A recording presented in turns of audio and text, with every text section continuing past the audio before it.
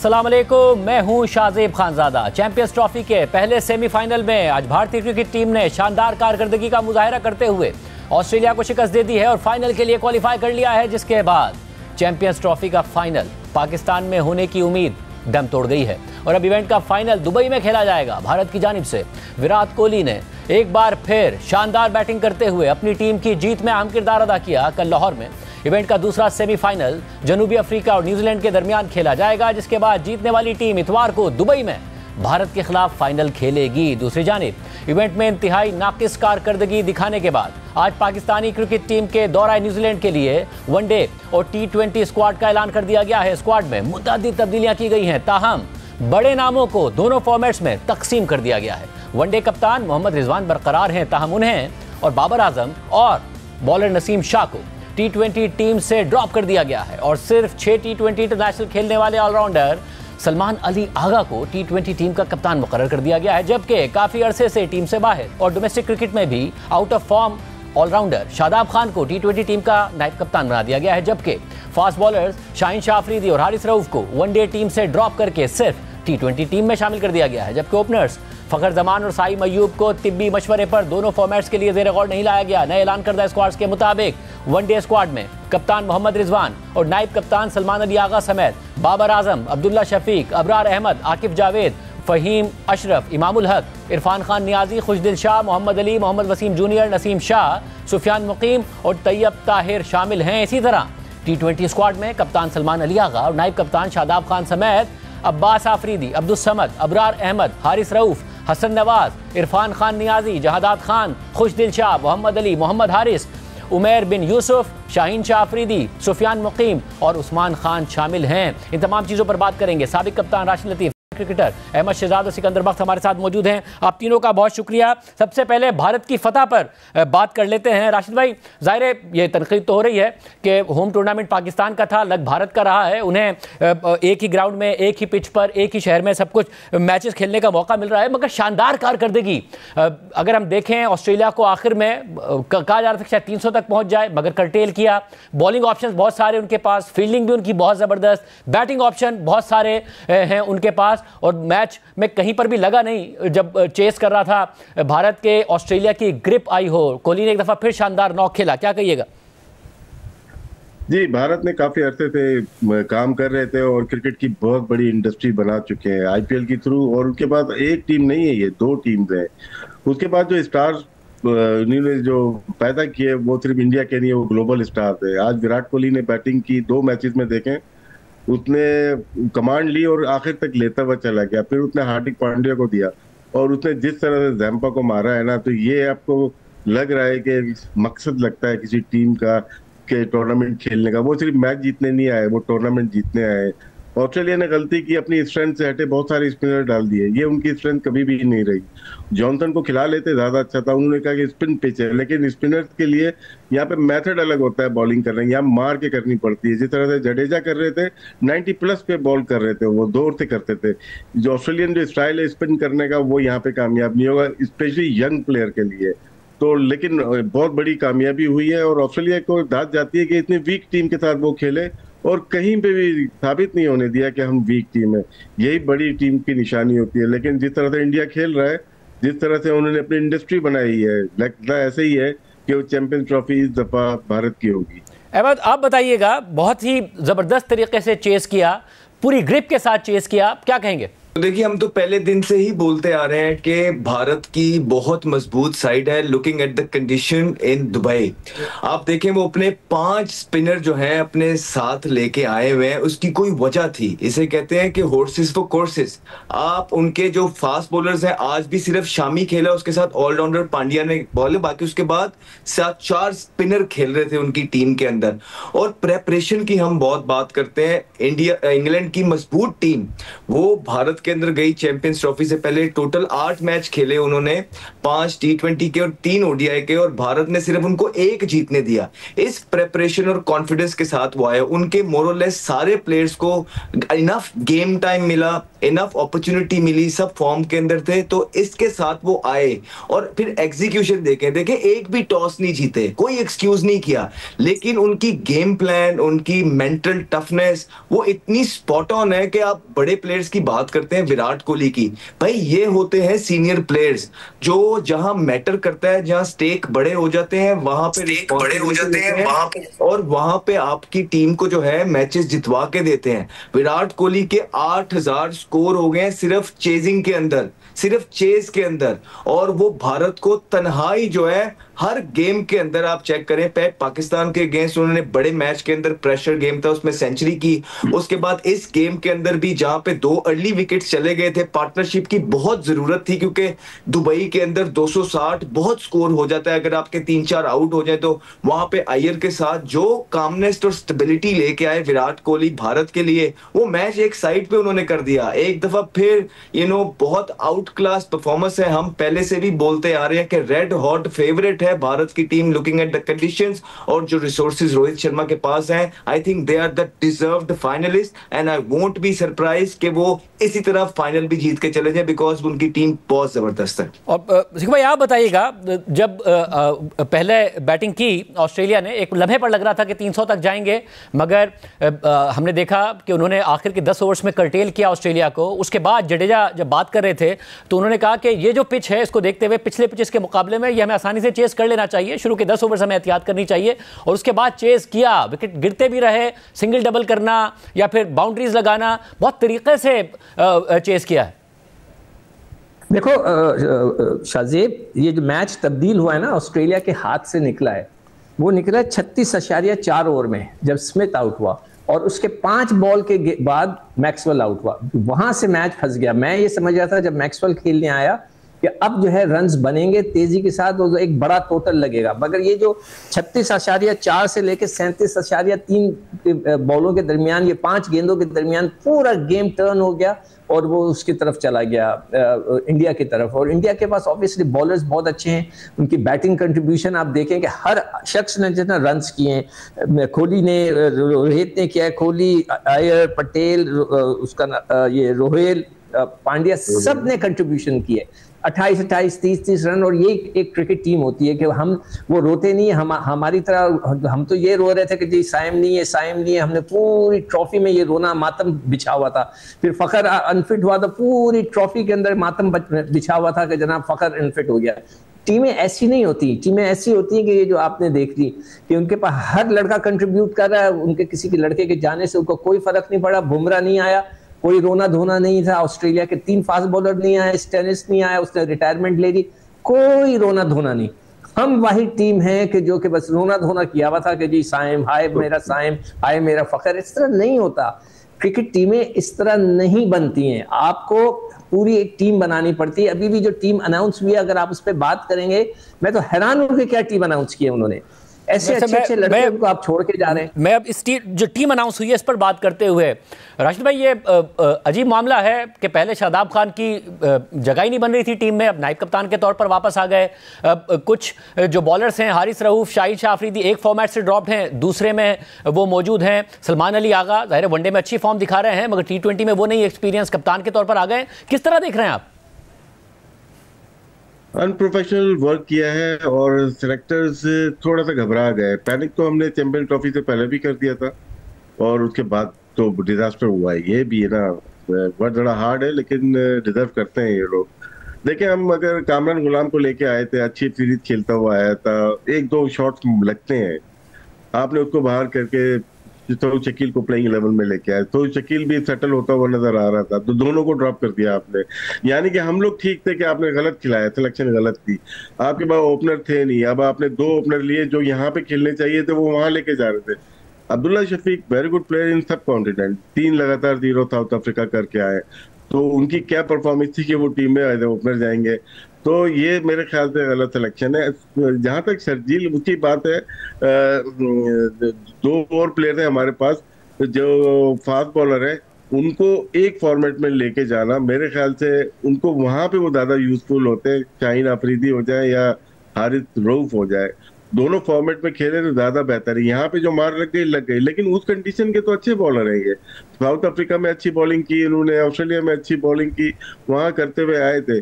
बाकी Shadab very good player, लेकिन performance नहीं थी उनकी, फिटनेस भी नहीं थी, परफॉर्मेंस भी नहीं थी। उनको लेके आए as a vice captain, last 14 matches में 10 मैच 4 में बॉलिंग नहीं की है और 2 में सिर्फ कोटा पूरा किया 4-4 ओवर का। उनकी 3 विकेट है, 9.72 का उनका इकोनॉमी रेट है, जो कि मेरे ख्याल से ये तो कप्तान बन गए थे। कल रात की जो रिपोर्ट थी, अहमद को भी पता है, आमिर को भी, सिक्कू भाई को भी शायद पता हो, कप्तान बन चुके थे वो। तो बोर्ड ने खुद ही बोला यार ये तो हो जाएगा, दुनिया हम पे बोलेगी यार एक प्लेयर था ही नहीं, उसको लेके आके कप्तान बना दिया आपने। तो रात ही रात सलमान अली आगा टीम में नहीं थे, उनको टीम में लेके आया गया। सलमान अली आगा भी अच्छे प्लेयर है, मैच्योर प्लेयर है, लेकिन उनके सिर्फ 6 मैचेस हैं, अभी वो कप्तान बन गए। हमारी दुआ उनके साथ है, लेकिन जो क्रिकेट अथॉरिटी कर रही है हमारे मुल्क के साथ, अभी इंडिया का भी बताया, अहमद ने बताया, तिक्कू भाई ने बताया, प्रोफेशनलिज्म है। 10 साल से वो मेरिट रखी हुई है उन्होंने। उनका बेहतरीन प्लेयर ऋषभ पंत टीम में नहीं है, जायसवाल टीम में नहीं है, जसप्रीत बुमराह टीम में नहीं है, सूर्या कुमार यादव टीम में नहीं है, एक अलग टीम बाहर बैठी हुई है। हम 2 प्लेयर्स के ऊपर बात करते हैं कि हमारे पास ये प्लेयर नहीं थे। हमें पहले खुद ठीक होना पड़ेगा, ये जाके खेलें, अच्छा खेलें, लेकिन मुझे उम्मीद कम लगती है। अहमद, आप बताइएगा, आप क्या कमेंट करेंगे जो टीम सेलेक्ट की है? पहले सब कहते रहे 2 स्पिनर रख लो, पाकिस्तान की कंडीशंस हैं, होम टूर्नामेंट हो रहा है, नहीं रखे गए। अब जो टीम बनाई है उसमें फास्ट बॉलर्स में रद्दोबदल, ये क्या हुआ है?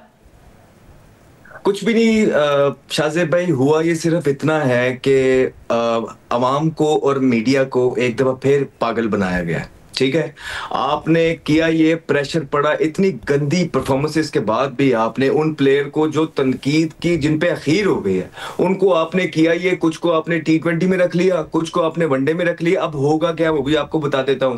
जो T20 में है उन्होंने वहां पे एक अच्छी इनिंग खेली, उसको कहेंगे जी बड़ी जबरदस्त फॉर्म में है, इसको वनडे में भी ले आओ। जो वनडे में है उन्होंने 2 ओवरों में अच्छी बॉलिंग कर दी, तो उनको कहेंगे जी बड़ी जबरदस्त फॉर्म में, इनको T20 में ले आओ। एक दफा फिर अवाम की आंखों में धूल झोंका जा रहा है और कुछ भी नहीं हुआ। आप देखिए शादाब खान, यार आपने उसको परफॉर्मेंसेस पे निकाला था, आपने उसको लाके वाइस कप्तान बना दिया, और अगर आप उसकी रीसेंट परफॉर्मेंसेस देखेंगे डोमेस्टिक की, आप हैरान और परेशान हो जाएंगे।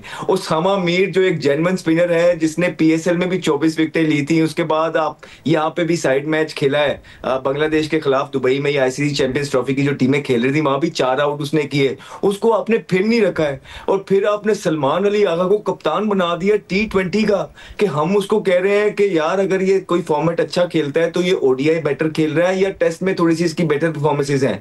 T20 में ये भी पीछे जब आए थे, इन पे बहुत तनकीद हुई थी और उसके बाद इनको ड्रॉप कर दिया गया। आज ये हालात है कि उनको कप्तान बना दिया गया T20 फॉर्मेट का, जब उन्होंने खुद भी ये शायद पता नहीं सोचा था कि नहीं सोचा था। सीधी सीधी बात है, जो चीजें शाहजेब भाई करने वाली थी वो एक दफा फिर नहीं की गई हैं। आप देखें सिलेक्शन कमेटी के अंदर एक शख्स है, वो वीडियो एनालिस्ट है हसन चीमा, उनका जो ताल्लुक है वो इस्लामाबाद यूनाइटेड से है। वो चेक करें, स्टैट्स दिखा दुखू के पता नहीं कौन से वो ले आए हैं शादाब खान को एज अ वाइस कप्तान। फिर आपके जो कोच आकिब जावेद हैं, उनका ताल्लुक जो है मेनली लाहौर कलंदर से है, वो उन्होंने प्लेयर लाहौर कलंदर के भी कहीं एडजस्ट कर दिए। फिर एक ही उनका प्लेयर रह गया था अब्दुल्ला शफीक, वो की कोई परफॉर्मेंसेज नहीं है। एक बच्चा है अजान वैस, उसने 1500 स्कोर कर दिए डोमेस्टिक में, उनको पसंद नहीं किया उन्होंने। वो एक बंदे को जो 0 कर करके थक गया था अब्दुल्ला शफीक, जिसके बाद उसको ड्रॉप किया, उसको फिर बगैर किसी परफॉर्मेंसेस के वो ले आए हैं। तो टोटल डिजास्टर। हमें बहुत उम्मीद थी शाहजेब भाई कि एटलीस्ट अब जो है जरूर सुनी जाएगी और मेरिट पे काम होगा, लेकिन नहीं, किसी के कान पे जूं तक नहीं रेंगी है। और जो टीमें अनाउंस हुई हैं, आप मुझसे लिख के ले लीजिए, हम दोबारा से इन्हीं चीजों पे बात कर रहे होंगे। पाकिस्तान एक दफा फिर जो है रिवर्स गियर लगा लिया है। पाकिस्तान को ऊपर की तरफ जाना था, लेकिन एक दफा फिर ये टीम अनाउंस करके वही कोच, वही सिलेक्टर्स, वही सारी कमेटी, वही प्लेयर्स आपने सिलेक्ट करके पाकिस्तान को एक दफा फिर आप रिवर्स गियर पे ले गए हैं। बहुत दुख की बात है, बहुत दुख की बात है। सिक्कू भाई, आप कहिएगा, आपको भी दुख हो रहा है ये देखकर? आपको भी लग रहा है ये रिवर्स गियर है? देखिए शाहजेब, यहाँ कोई सिस्टम नजर नहीं आ रहा। जून 2024 के अंदर यूएस का जो है वर्ल्ड कप हुआ था, उसके बाद हम सबको पता था कि पाकिस्तान में चैंपियंस ट्रॉफी होनी है, और हमें सबको पता था कि यहाँ की विकेटों पे स्पिनर चलते हैं, जैसे कि इंडिया 4 खिला रहा है, हमने 1 रखा। तो सेलेक्टर और कोच कैप्टन सब सो रहे थे, उनको नहीं पता था कि जी अब स्पिनर्स की हमें जरूरत है कि हमें उसको बनाएं। जितनी ये बायलैटरल सीरीज होती है ना शाहजेब, ये होती हैं टारगेट करती हैं वर्ल्ड कप के लिए। अब वर्ल्ड कप हो रहा है 25 के अंदर, तो उसके लिए आपने टारगेट करना है ना, जो टीमें को बनाना है। आप ये मुझे बताइए कि फैसल अकरम एक स्पिनर है, आपने उसको लिफ्ट ही नहीं कराई। ये उसामा मीर की बात कर रहा है, उसको आपने लिफ्ट ही नहीं कराई। उसके बाद मोहम्मद अब्बास, उसको पर एक थप्पा लगा दिया कि ये टेस्ट क्रिकेटर है, चले उसको छोड़ दें। साजिद खान, मैं हाथ जोड़ जोड़ के रिक्वेस्ट की है पीसीबी से, मेरा रिश्तेदार नहीं है, मेरे पुप्पो का बेटा नहीं है, मैं तो जानता भी नहीं हूं, कि भाई इसको एक दफा खिलाकर तो देख लो वनडे में, शॉर्टर फॉर्मेट में। उसको भी निकाल दिया आपने। शाहजेब खान साहबजादा फरहान, उसका कहीं दूर दूर तक ना है। अभी उसने अजान ओवैस का नाम दिया, अंडर 19 का बच्चा जिसने टॉप किया कायद-ए-आज़म ट्रॉफी में, उसका नाम ही नहीं है कहीं दूर दूर तक। कायद-ए-आज़म ट्रॉफी में एक हैदर लड़का था, पाकिस्तान से खेला, दूर दूर तक नाम नहीं है। आपने क्या किया है? आप क्या कर रहे हैं? ये लड़के को आप लेकर आए समत को, उसके सिर्फ 13 फर्स्ट क्लास मैच है, और उसने जो है जो ये ट्रॉफी हुई थी T20 की, उसका 21वां नंबर है। 10 मैचों में 115 रन किए हैं, सिर्फ 115। आपने उसको टीम में डाल दिया है, पता नहीं वो किसकी सिफारिश है। हसन नवाज चले ठीक है जी, उसने 3 मैचों के अंदर जो है तकरीबन 350 या 312 रन किए, ओके फेयर इनफ। भाई आप अब वर्ल्ड कप की तैयारी करें, लड़कों को डिवाइड करें। आप फैसल अकरम को भी स्पिनर डालकर ट्राई कर लेते, उसामा को भी जरूर ट्राई करें, आप साजिद खान को ट्राई करें। आपके पास स्पिनर नहीं है सर, आप कैसे खेलेंगे श्रीलंका और इंडिया में जाकर, जो कि होने वाला है अभी? तो आप अभी से वर्ल्ड कप की तैयारी करें। आप लोगों ने क्या किया है? वही लड़के रिपीट हो रहे हैं, आप मुझे तो कुछ समझ में नहीं आया क्या ये मिलके। सर मोहसिन नकवी साहब को मैं पहले भी कह चुका हूं, सर आपके जो सेलेक्टर्स हैं उन्होंने आपको डुबो दिया है। ये पूरी जो सीरीज है, उनको 6, 8, 9 महीने में नहीं पता था कि पाकिस्तान के अंदर स्पिनर्स चाहिए, वो स्पिनर नहीं बना सकते थे, नहीं खिला सकते थे। यही चीज अब ये कर रहे हैं, अननोन लड़के लेके आए। तो ये जो बेचारा अजान ओवैस है जिसने 800 से ज्यादा टॉप किया कायद-ए-आज़म ट्रॉफी में, उसको आपने लिफ्ट ही नहीं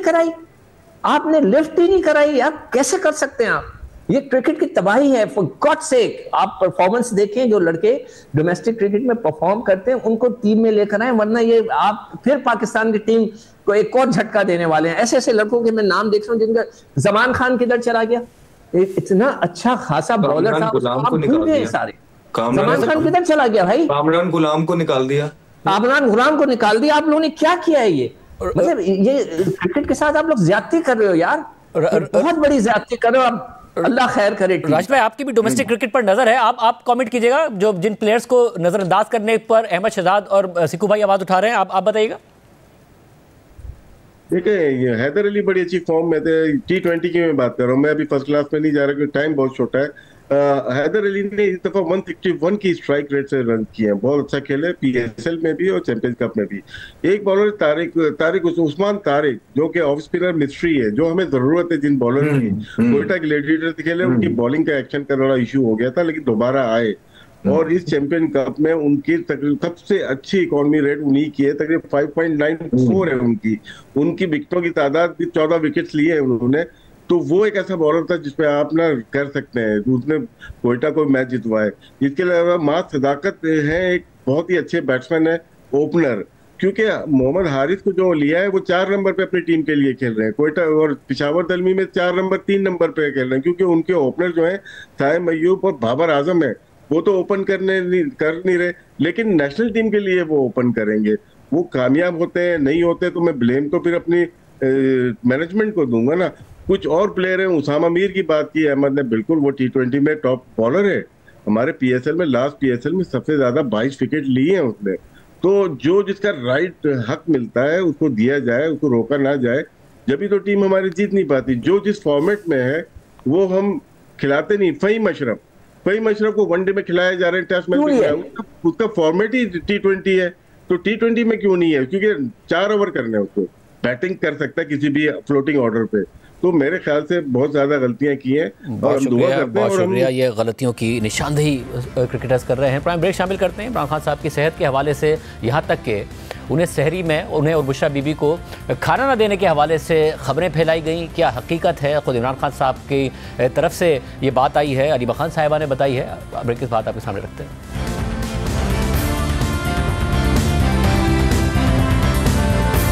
सोशल मीडिया पर कुछ दिन से अफवाहें गर्दिश कर रही थी कि अडियाला जेल में बानी पीटीआई इमरान खान की सेहत ठीक नहीं है, उनके कान में इन्फेक्शन है। साथ ही पीटीआई की खैबर पख्तूनख्वा हुकूमत के मुशीर इत्तलात बैरिस्टर सैफ ने यहाँ तक इल्ज़ाम लगा दिया कि इमरान खान और बुशरा बीबी को सहरी और अफ्तार में खाने को कुछ फराम नहीं किया जा रहा है। दोनों को मजबूरन निहार मुंह रोज़ा रखना पड़ रहा है। हुकूमत के ओछे हथकंडों के बाइस अवाम में तशवीश पाई जाती है। मगर आज खुद इमरान खान की तरफ से इन सारी खबरों और अफवाहों की तरदीद सामने आ गई। आज इमरान खान से मुलाकात के बाद उनकी बहन अलीमा खान और पार्टी के सेक्रेटरी जनरल सलमान अकरम राजा ने न सिर्फ इमरान खान की सेहत के हवाले से चलने वाली अफवाहों की तरदीद कर दी और ऐसी खबरें फैलाने वालों को एजेंसीज और इस्टेब्लिशमेंट के टाउट्स करार दे दिया। साथ ही इस दावे को भी गलत करार दे दिया कि इमरान खान और बुशरा बीबी को सहरी या अफ्तारी नहीं दी जा रही है या इबादत में खलल डाला जा रहा है।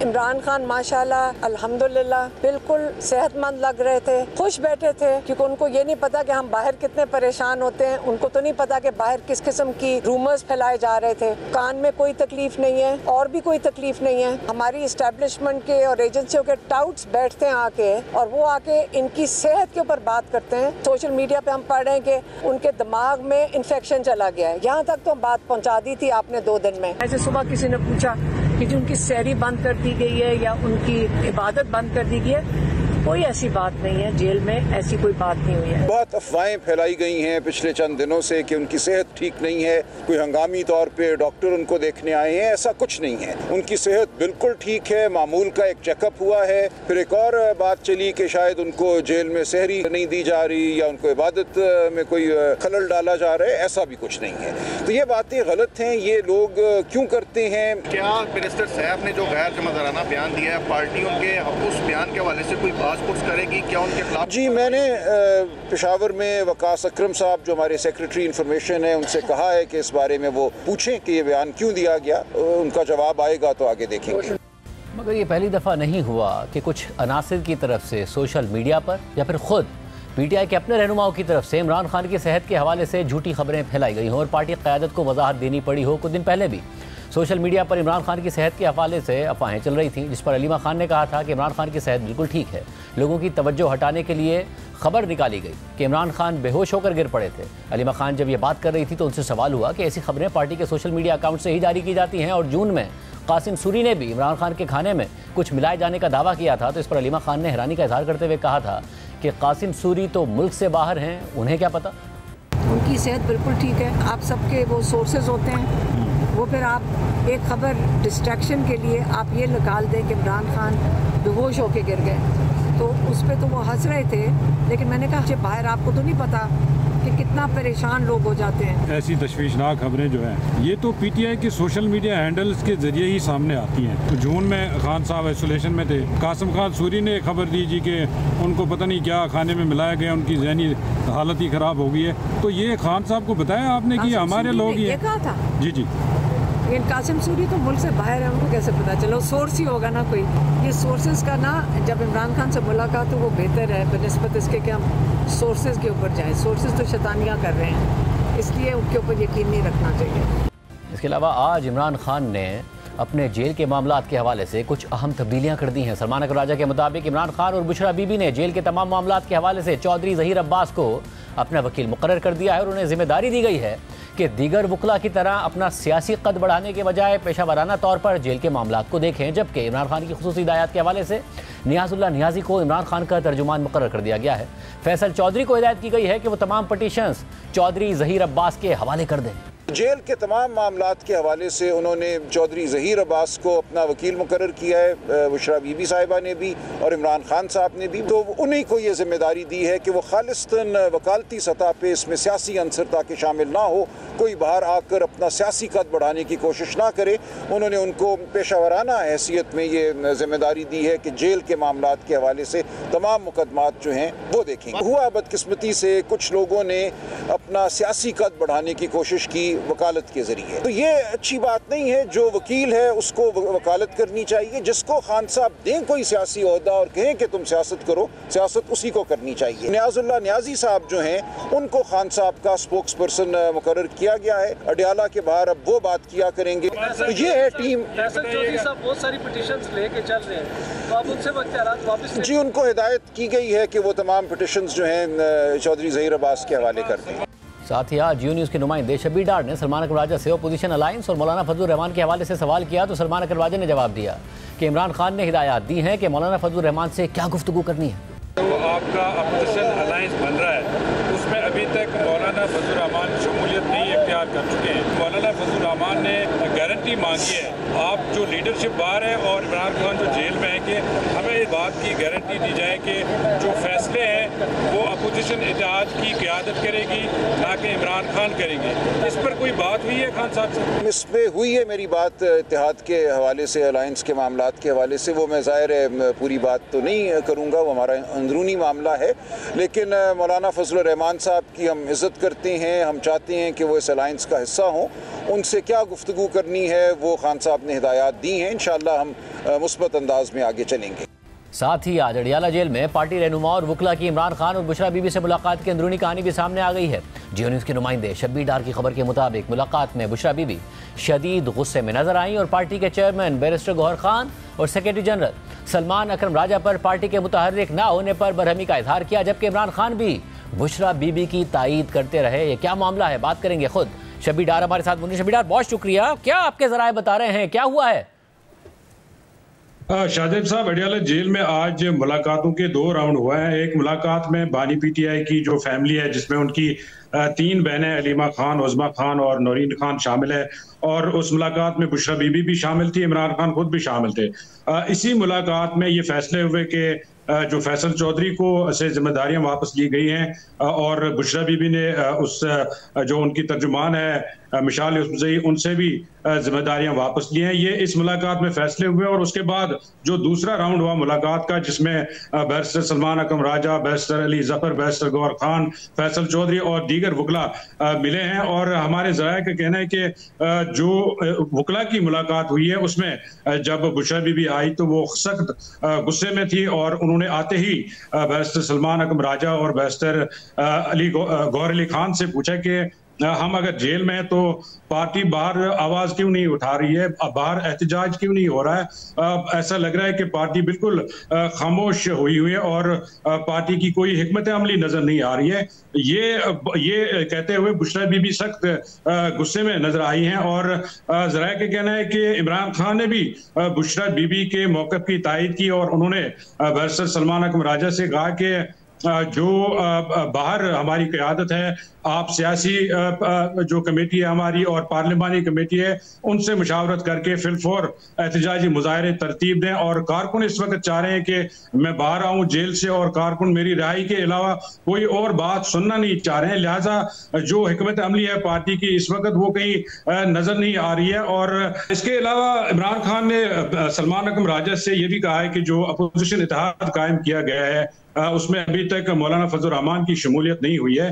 लिहाजा इस हवाले से भी उन्होंने मौलाना फजलुर रहमान तक कोई खास पैगाम उन्होंने पहुंचाने का कहा है, क्योंकि अंसार अब्बासी की भी आज खबर आई थी जिसमें यह कहा गया था कि मौलाना फजलुर रहमान कोई गारंटी चाहते हैं। मैंने भी सलमान अकरम राजा से पूछा था, उन्होंने कहा कि इस हवाले से इमरान खान ने कोई स्पेशल पैगाम दिया है, मैं मौलाना फजलुर रहमान से मिलूंगा तो मैं उन तक उनका पैगाम पहुंचाऊंगा।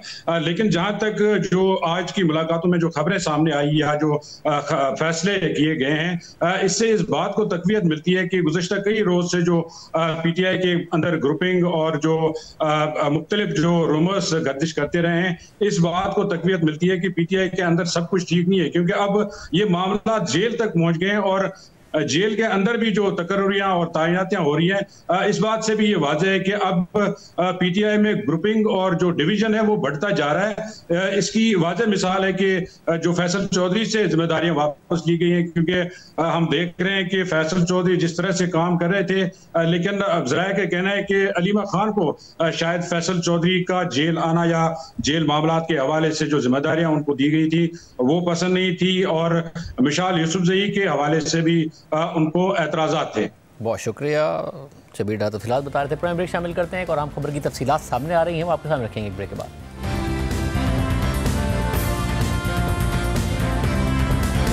यूक्रेन से लेके मेक्सिको और फिर कनाडा और चीन तक डोनाल्ड ट्रंप की क़यादत में अमेरिका हर हलीफ और हरीफ मुल्क के साथ सख्त रवैया अख्तियार कर रहा है।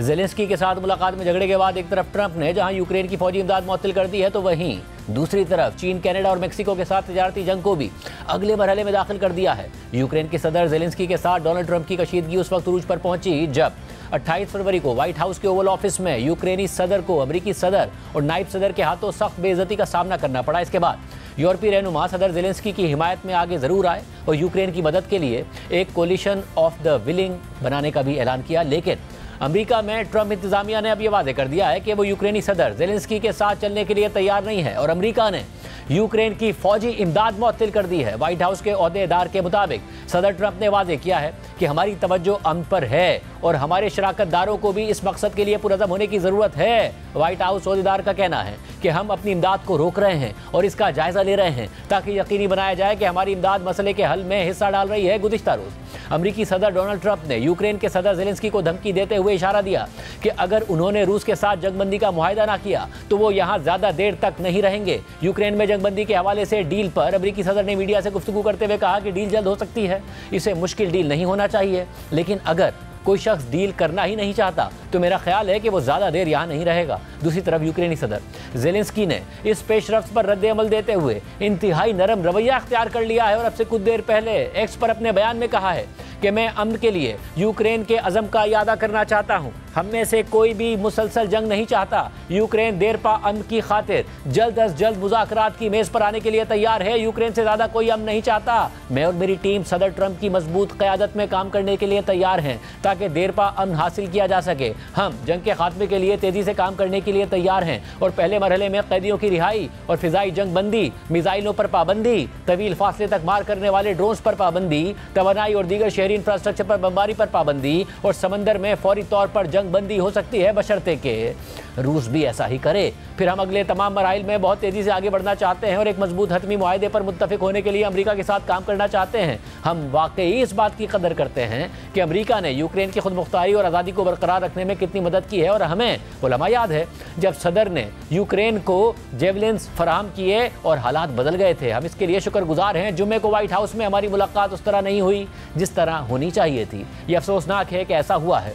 ये चीज़ें दुरुस्त करने का वक्त है। हम चाहते हैं कि मुस्तकबिल में ताउन और बातचीत तामीरी हो। मादनियात और सलामती के मुआहदे पर यूक्रेन किसी भी वक्त और किसी भी आसान फॉर्मेट में दस्तखत करने के लिए तैयार है। हम इस मुआहदे को ज़्यादा सलामती और ठोस हिफाजती ज़मानतों की तरफ एक कदम के तौर पर देखते हैं और मुझे उम्मीद है कि यह मौसर रहेगा। अमेरिका की जानिब से यूक्रेन को फौजी इमदाद की मुअत्तली के हवाले से CNN ने अपनी वेबसाइट पर लिखा कि अमरीकी हुक्काम ने कहा है कि इमदाद की मुअत्तली का इतलाक उस तमाम फौजी साजो सामान पर होगा जो अभी तक यूक्रेन नहीं पहुंचा है और ये इकदाम उसका बराह रास्त रद्द अमल है जिसे ट्रंप गुज़िश्ता हफ्ते ज़ेलेंस्की के बुरे रवैये के तौर पर देखते हैं। यह ख्याल किया जा रहा है कि चंद हफ्तों बाद यूक्रेन को हथियारों की सप्लाई मुअत्तल करने के ट्रंप के फैसले का असर पड़ना शुरू हो जाएगा और यूक्रेन की रूस के खिलाफ लड़ने की ताकत कमजोर पड़ जाएगी। मगरबी हुक्काम ने इस फैसले के तनाजुर में कहा है कि अमरीकी मुअत्तली का ज़्यादा असर पड़ने से पहले तक यूक्रेन मुमकिना तौर पर अपनी लड़ाई की मौजूदा रफ्तार को कई हफ्तों तक बरकरार रख सकता है, शायद गर्मियों के आगाज तक।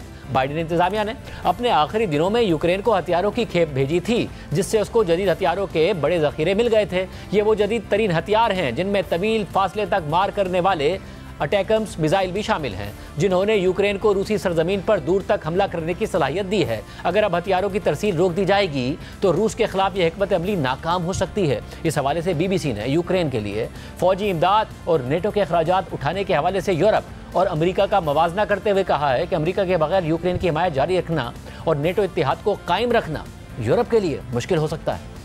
ट्रंप ज़ेलेंस्की को यूक्रेन की सदारत पर नहीं देखना चाहते, मगर ऐसा करना आसान नहीं होगा। CNN के मुताबिक यूक्रेनी हुकाम ने कहा है कि नए इंतखाबात के इनेकाद में 3 बड़ी रुकावटें हैं। यूक्रेन के इंतखाबी कमीशन के नायब सरबराह ने कहा है कि इस वक्त यूक्रेन के सिर्फ 3/4 पोलिंग स्टेशन काम कर रहे हैं और बैनुल-अक़वामी मेयार के मुताबिक इंतखाबात कराने की तैयारियों में 6 माह लगेंगे। यूक्रेन का आइन सदर के इस्तीफे पर कहता है कि इंतखाबात मुकम्मल होने तक पार्लियामेंट के स्पीकर सदर की जगह संभाल लें, मगर यूक्रेन में इस वक्त मार्शल लॉ है और इसके उठाए जाने तक इंतखाबात पर पाबंदी लगा दी गई है, यानी एक पायदार जंग बंदी या अमन की जरूरत बहरहाल होगी।